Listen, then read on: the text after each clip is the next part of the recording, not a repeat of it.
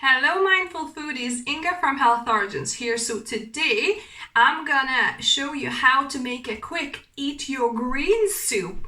Here it is. So I've got a little bit of sourdough bread to have with it. But yeah, this is the lovely soup that I'm gonna make it in Instant Pot. So let's begin.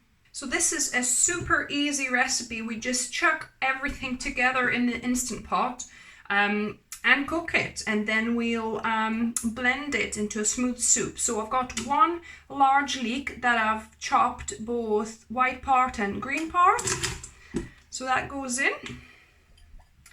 I've got about a cup of, this is kohlrabi leaves, but you could use chard, you could use spinach, you could use kale, so any greens are great. You could even use cauliflower leaves, would go really well. So this is about one large or two small broccoli chopped up into little florets, and the stalk chopped up as well. Then I've got 3 cloves of garlic that are chopped up, goes in here. Then I've got 1 carrot that I've sliced thinly. 2 stalks of celery go in. Then I've got 1 very large potato that I've chopped up into small pieces. 1 homegrown courgette, large courgette that I've chopped up. So add that in. It's getting pretty full, but it will obviously reduce a little bit. And then I've got 250 grams of frozen green peas. You could use fresh as well. So just adding that. And now spice wise, I've got half a cup of nutritional yeast here. So I'm going to add that. Then I'm going to use 1 teaspoon of lemon salt.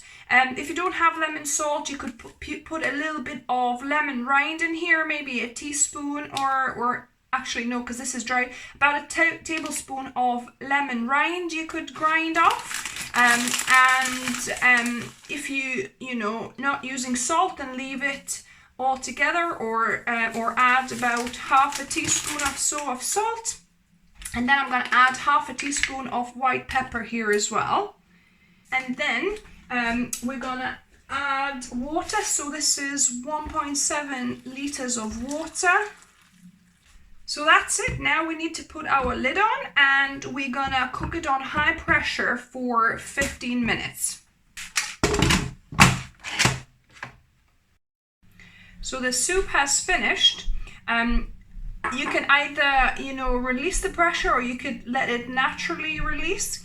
I've got about a cup of fresh parsley that I'm adding here. And I'm gonna add 2 tablespoons of coconut milk or cream from the top of the coconut milk tin here. The coconut cream is optional, but I think it makes it nicer and creamier. And I've got my stick blender Bamix, so you want a powerful stick blender for this. And I'm gonna just pulverize it.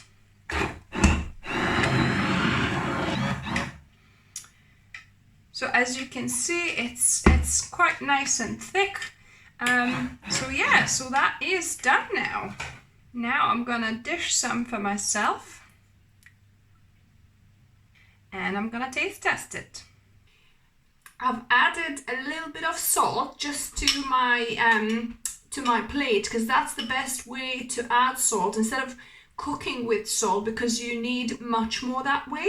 And it's better to just add to your dish, because then the salt doesn't disperse as much and you don't need as much. Your taste buds can taste salt a little bit more vividly, so you need less. So let me just give this a go. It's still very hot.